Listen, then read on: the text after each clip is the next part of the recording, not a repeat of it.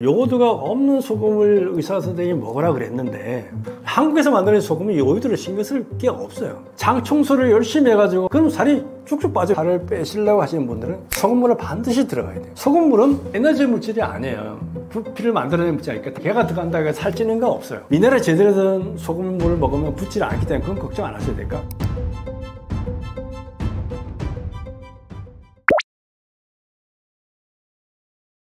마트에 가서 소금 사러 가면은 종류가 좀 많이 있어요. 근데 마트에는 사실 몇 개 안 돼요. 근데 인터넷에서 소금 치면은 뭐 엄청나게 많이 나오죠. 마트에 가보면은 소금이 딱 돼 있어요. 뭐냐면은 천일염, 그 다음에 정제염 하나, 천일염 하나, 꽃소금, 그 다음에 첨가염, 그러니까 후추를 넣었다든가 이런 첨가염하고 이렇게 뭐 몇 가지 회사 메이저가 몇 개 다르지만 뭐 CJ, 뭐 대상 뭐 몇 가지 영진 몇 개 있지만은. 거기에 있는 거는 대용량이라든가 후추라 이런 거 몇 가지 있고, 대부분 많은 사람이 인터넷에서 이제 구입을 하는 경우, 인터넷 가면 수없이 많은 소금, 뭐 해외 소금까지 많은 것들이 있어요.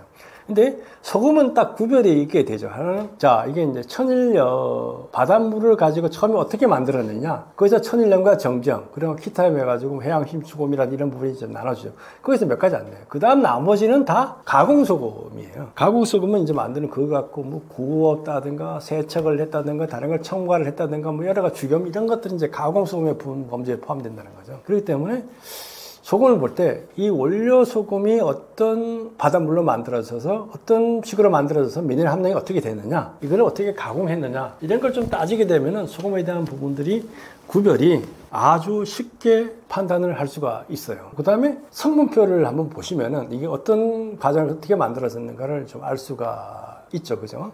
그래서 또 궁금하면은 한번 가봐요. 뭐 이제 어르신들 중에는 뭐 어떤 천일염 어리지가 좋다 해가지고 뭐 단체로 버스 관광해서 가시는 분들도 있고 그러는데, 그런 공장 한번 견학 가보는 것도 제가 볼 때는 괜찮을 것 같아요. 그거 가보면 뭐 구경도 하고 이런 부분이 있으니까 내가 먹는 소금은 어떻게 만들어지고 어떤 과정을 거쳤는지 이런 거를 판단해 볼 수가 있어요. 나라마다 이제 소금이 만드는 게 좀 많이 다른데 수입 소금도 달라요. 근데 유럽에 가면은 유럽 사람들은 무슨 소금 먹을까요? 대부분이 암염을 먹어요. 우리가 뭐 계량도 소금 유명하다고 했는데 계량도 소금은 생산량 자체가 얼마 안 돼요. 그렇기 때문에 그거 갖고 쓰시는 분들은 그렇게 많지가 않아요. 유럽은 주종이 암염이다. 근데 그 암염은 우리가 흔히 아는 히말라야 핑크솔트 같은 이런 암염이 아니에요. 땅속에서 캐내는데, 그냥 옛날에는 괭이 들고 가서 캐냈는데 이게 아니고 지금은 거대한 암염층에다가 고압의 물을 쏴 넣어가지고 그 물이 수키로를 곧 빠져가지고 다시 올라올 때는 이 암염의 소금을 다 녹여가지고 농축수가 올라오는 거예요. 이 물을 가지고 불순물을 다 가라앉힌 다음에 다시 증발시켜가지고 결정화시켜서 만든 소금이에요. 불순물을 다 제거한 깨끗한 소금이에요. 문제는 단점은 이제 미네랄이 하나도 없다는 거죠. 어쨌든 그렇게 만든 소금이 유럽 사람들, 미국 사람들이 다 먹는 소금이에요. 그리고 거기에다가 기본적으로 요오드를 다 첨가를 기본적으로 하도록 이렇게 돼 있어요. 그런 소금이 이제 대부분 전 세계에 이제 생산되어 유통되는 소금의 한 60%가 암염이 유통된다고 보세요. 그러니까 30% 정도는 천일염, 나머지가 키타 소금들이 이렇게 있는 거예요. 그러니까 암염이 전 세계 유통되는 소금의 대부분이고, 그 다음에 천일염이에요. 천일염은 우리가 어디서 많이 생산될까 하면 사람들이 뭐 중국 뭐 얘기하는데, 천일염 제일 많이 생산되는 거가 멕시코, 그 다음에 호주예요. 멕시코, 호주 하면 떠오르는 거 사막, 기후, 건조, 그잖아요. 거기에는 염전 하나가 우리나라의 그 염전이라는 게 잽이 안 되는 거예요. 한 염전에서 거의 1000만 톤씩 만들어요. 우리나라가 1년에 쓰는 소금의 양은 300만 톤이에요. 근데 식용으로 쓰는 거는 50만 톤밖에 안 돼요. 250만 톤 공업용으로 쓰는데, 근데 그런 한 염전에서 1000만 톤씩 만든다는 거예요. 그런 염전에서 만들어진 소금이 전 세계로 유통이 되는 거예요. 있는 반면에 암염은 그걸 능가를 해요. 한 공장에서도 거의 그 정도 수준을 만들어내니까. 근데 전 세계는 그렇게 암염들을 많이 쓰고 있고, 그게 기반이 돼서 그걸 가공소금들이 만들어져서 유통이 되고 있다라고 보시면 돼요. 나라마다 이제 소금이 종류가 우리나라도 다른데, 환자분들이 전하는 게 우리나라 요오드가 없는 소금을 의사 선생님이 먹으라 그랬는데 요오드가 우리 소금에 있어요 없어요 이렇게 얘기를 해요. 한국에서 만드는 소금은 요오드를 신경 쓸 게 없어요. 왜냐하면 근데 그 의사들은 서양적인 교육을 받아서 그래요. 서양에서 만들어진 소금들, 다른 나라 소금 대부분 다 요오드를 첨가를 한다는 거죠. 쉽게 말하면 제가 이제 미네랄, 우리 바닷물 속에는 80여 가지 미네랄이 있다 뭐 얘기를 하면서 미네랄 중요성 얘기할 때 꼭 들려주는 얘기인데, 그 중에 하나가 요오드라는 미네랄이에요. 근데 우리가 분유를 보면은 우리 아기들한테 필요한 미네랄이 들어있을 거 아니에요. 그럼 80가지 미네랄 중에 뭐가 들어있을 것 같아요? 거기에는 이제 알겠지만 나트륨도 있고 뭐 칼슘도 있고 이렇게 있잖아요. 그게 한 6가지인가 써야지 거기에 요오드가 들어가 있어요. 무지 중요한 미네랄. 근데 우리나라는 사람들 그 신경 안 써서 왜냐면 해조류에 많으니까. 근데 내륙 국가들은 요오드가 없어요.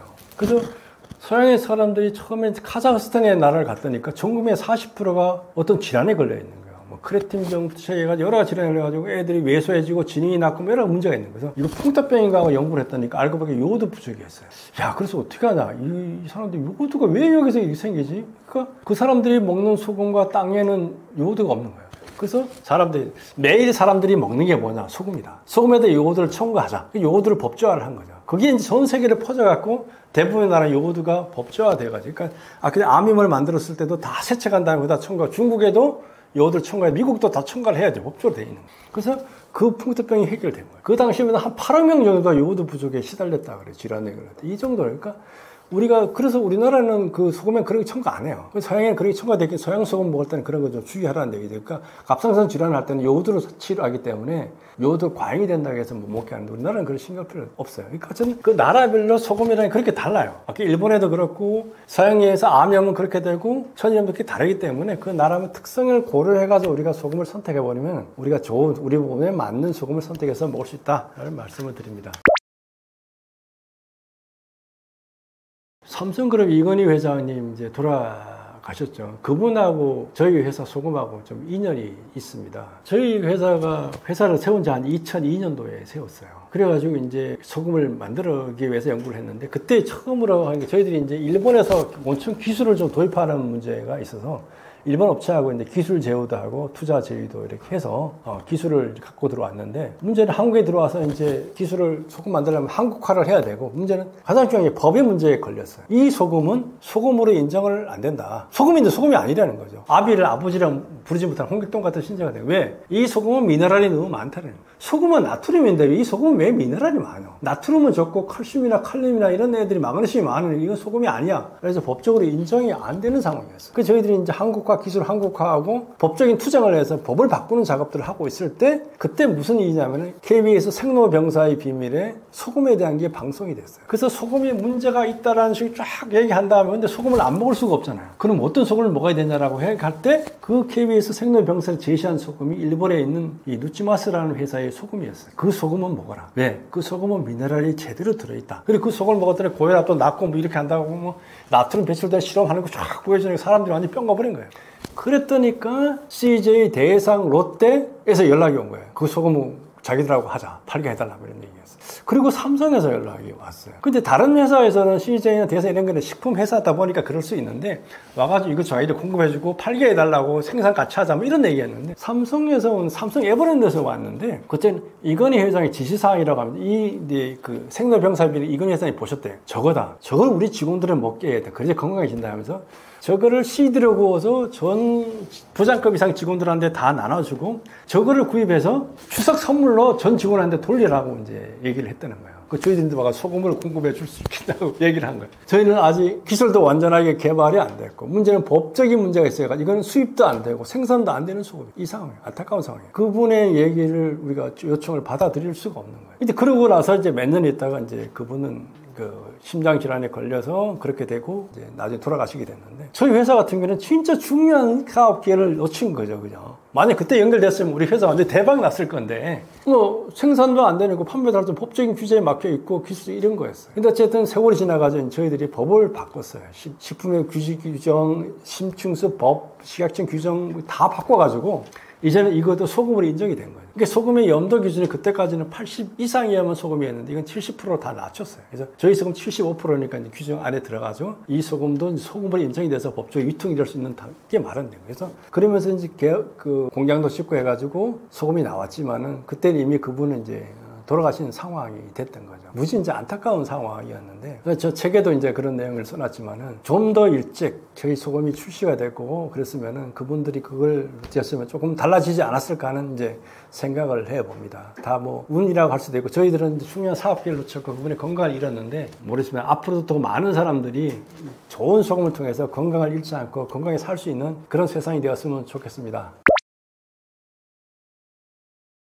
소금으로 다이어트 가능하냐? 이거는 반은 맞고 반은 틀린 얘기예요. 소금으로 다이어트 가능하냐? 그럼 소금을 먹은 사람은 다 빼빼 말라야 되는데 저는 그렇게 빼빼 마른 사람 아니에요. 체중도 한 75kg 정도 나가는 사람이고 제가 키가 76인데 75kg 정도 나가요. 음식물 뭐 가리는 것 없이 잘 먹는데 저도 이제 살이 안 빠지는 이유는 뭐냐면은 음식이 다 맛있어요. 밥도 맛있고 반찬도 맛있고 그러다 보니까 잘 먹어서 그다음에 물도 꾸준히 잘 챙겨 먹고 그러다 보니까 체중이 별로 안 빠지는 것 같아요. 그렇다고 늘어나는 건 아닌데 이게 꾸준히 유지되는데 다이어트. 근데 어떤 분들은 다이어트에 효과가 있다는 분들이 꽤 많아요. 그분들은 뭐냐면 이제 공복에서 밥 먹기 전에 소금물을 한두 잔 먹어요. 그러면 이제 일단 뱃속이 좀 채워지는 효과들이 있잖아요. 그리고 소금물을 제대로 챙겨 먹으면 배고픔을 덜 느껴요. 그렇기 때문에 하루에 2끼 먹어도 돼요. 덜 느끼는 부분들이 생겨요. 그러다 보니까 자연스럽게 다이어트가 되는 부분이죠. 그렇기 때문에 소금을 먹어가지고 다이어트가 되냐라는 부분에서는 맛이 좋아지고 소화가 잘 되고 이렇게 해서 그 살이 유지되는 사람도 있고 공복 효과도 있고 안 먹어도 배부르고 이러다 보니까 조금만 의지를 가지면 다이어트 효과가 쭉 돼가지고 빠지는 경우들도 있어요. 물론 이제 강제로 소금을 갖고 다이어트 하는 사람이 있죠. 유럽의 옛날에 로마 시대 보면은 그 음식을 넣고 먹고 토하고 이런 인간들이 있었잖아요. 그죠? 그래서 소금물을 왕창 먹으면 토해서 그런 부분도 있고 장 청소를 열심히 해가지고 먹은 게 다 소화가 안 되고 나가게 해가지고 강제 다이어트 하는 사람들도 있어요. 그럼 살이 쭉쭉 빠져. 왜냐하면 다이어트라는 건 간단해. 투입, 인풋 플러스 아웃에서 투입은 적게 하고 아웃은 늘리면 돼. 아웃을 하면 빼내든가 운동을 통해서 소모시키든가 하면 돼요. 그래서 소금을 먹고 운동 열심히 하면은 살 다 빠져요. 근데 이제 그걸 견뎌낼 수 있도록 하려고 그러면 소금물이 들어가요. 그냥 맹물 먹고 운동하면은 몸은 더 망가져요. 그런데 소금물을 제대로 먹고 하면은 땀으로 독소들 빠지죠. 소변으로 제대로 빠져나가죠. 있다 보니까 건강해지면서 다이어트를 할 수 있는 거라니까. 운동을 하셔서 살을 빼시려고 하시는 분들은 소금물을 반드시 들어가야 돼요. 소금물은 몸의 영양물질, 에너지 물질이 아니에요. 부피를 만들어내는 물질이니까 단백, 탄수화물, 지방이 아니기 때문에 걔가 들어간다고 해서 살찌는 건 없어요. 물론 부어가지고 이런 부분이 있다고 그러는데 미네랄 제대로 된 소금물을 먹으면 붓지를 않기 때문에 그건 걱정 안 하셔도 될까. 운동을 제대로 할 때 이 소금물을 제대로 챙기면 건강한 다이어트가 가능하고 강제로 해서 하든가 장 청소해서 하는 부분은 장 청소도 필요할 때는 해야 돼요. 하지만 그걸 다이어트로 용으로 쓰시는 거는 제가 권장하지는 않는다. 간혹 보면 그렇게 제가 그러면 일주일에 몇 킬로씩 뺄 수 있어요. 그렇게 해가지고 뭐 급성으로 해야 될 필요 있고 그렇게 뭐 몸이 견디지를 못하기 때문에 그런 거는 제가 권하지는 않고 제대로 먹으면서 운동하면 돼요. 제가 인풋과 아웃풋에서 아웃풋을 뭐로 할 거냐. 운동 부분들하고 활동을 많이 해서 그걸 줄여주면 되고 그 대신에 반드시 소금물을 먹어서 그걸 유지를 시켜줘야지. 안 그러면은 몸에서 이상 반응이 와요. 그러니까 사우나 가서 이제 뭐 땀 흘려 강제로 빼시는 분들이 있는데 그런데 물을 그냥 먹고 소금을 안 먹으면 그게 다 역효과가 돼서 몸을 망가지는 경우들도 상당히 많이 있기 때문에 우리가 소금물 먹어서 다이어트 된다. 아까 전에는 공복에 소금을 먼저 먹으면 먹는 양도 줄일 수가 있고 배고픔도 훨씬 덜 느끼기 때문에 하루에 식사량도 줄일 수가 있어서 다이어트로 성공을 갈 수가 있게 되고 그러면서 미네랄 보충이 되면 건강을 유지할 수가 있어요. 그다음 운동이 더 첨가된다면 금상첨화가 되겠죠.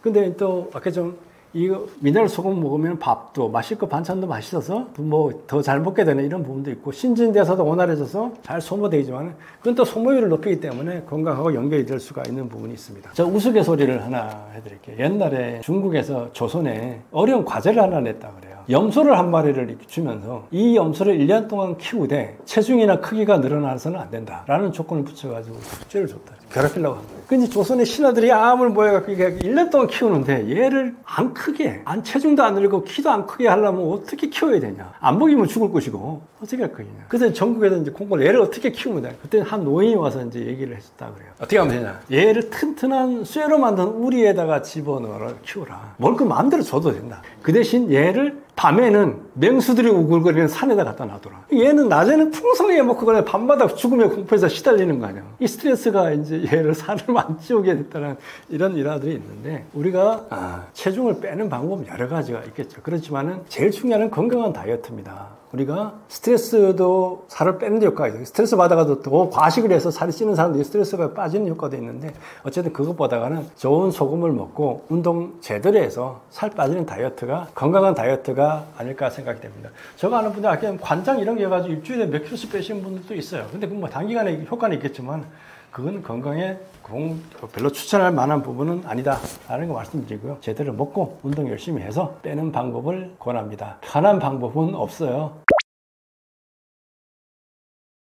좋은 소금을 먹는 게 건강에 아주 중요합니다. 그리고 우리 건강의 기초는 물, 소금, 미네랄이라고 할 수가 있습니다. 근데 그걸 소금물을 먹으면서 다 해결할 수가 있다는 거죠. 근데 그 소금물에는 미네랄 제대로 들어가 있는 소금물을 먹어야 되는데 우리가 지금까지 알고 있던 소금은 그냥 NaCl이 중심이 된 염화나트륨 중심의 소금이었다는 거죠. 왜 그러면 우리가 지금까지 NaCl 중심의 소금을 만들어 먹었을까? 그건 기술적인 문제도 있고 여러 가지 이유가 있는데 크게 두 가지로 보여요. 하나는 바다에 있는 80여 가지 미네랄이 모두 들어가 있는 소금을 만들려고 그러면 그 설비들이 견디지를 못해요. 염화나트륨은 설비를 부식시키잖아요. 칼슘은 스케일을 만들고 마그네슘이 들어가는 쓴맛이 나요. 이런 것들이 들어가면 기계적으로 제품을 만들었는데 문제가 있기 때문에 이걸 다 제거를 하는 방식으로 소금을 만들어 왔다는 거죠. 그러다 보니까 기술적인 문제가 있고 경제성의 문제가 있다 보니까 그런 소금을 못 만들었어요. 그다음에 마그네슘이 풍부해야 하는데 그게 들어가면 쓴맛이 나니까 이 쓴맛이 음식을 다 배리니까 이거 안 되잖아요. 근데 새로운 소금이 만들어졌다는 거죠. 그리고 바다도 많이 오염됐는데 지금 바다 오염 문제는 심각하잖아요. 근데 해양심층수라는 깨끗한 자원이 있습니다. 수백 메타의 깊은 바닷물, 육지에서 6km, 10km씩 떨어진 바닷물, 그리고 수백 메타 밑에 있는 태고 쪽에 만들어진 해양심층수라는 새로운 자원을 가지고 소금을 만드는 기술들이 만들어졌어요. 그리고 바다의 모든 미네랄을 살리는 소금 제조 기술들이 만들어졌다는 거죠. 그러면서 풍부한 마그네슘 들어가 있음에도 불구하고 쓰지 않게 만들어 놓은 기술들도 개발이 됐어요. 그렇기 때문에 여러분들이 편리하게 바다에 80여 가지 미네랄이 그대로 들어있는 소금을 여러분들이 드실 수가 있게 됐다는 거죠. 그게 좋은 물이 결합되면 바로 물, 소금, 미네랄이 들어있는 우리가 소금물을 우리가 일상적으로 접할 수 있게 됐다는 거예요. 그런 소금을 먹으면 우리 몸에 있는 신진대사 모든 것이 달라질 수가 있어요. 건강이 달라질 수가 있고 여러분의 아침이 달라질 수가 있고 편안한 잠이 될 수가 있고 낮에 활동에 머리 스트레스라든가 두통 이런 부분도 해결될 수 있는 여지들이 많이 있다는 거예요. 변비, 여성들이 고민하는 변비 문제 이런 것들도 아주 쉽게 해결될 수가 있어요. 그렇기 때문에 제대로 된 미네랄 소금을 챙겨 먹는 게 여러분의 건강의 출발점입니다. 그렇기 때문에 좋은 소금 고르려면 인터넷 검색도 해보시고 공장도 직접 가보시고 성분표도 확인해서 진짜 여러분에 맞는 소금들 선택해 드시면 여러분의 건강한 생활이 펼쳐질 것입니다. 감사합니다.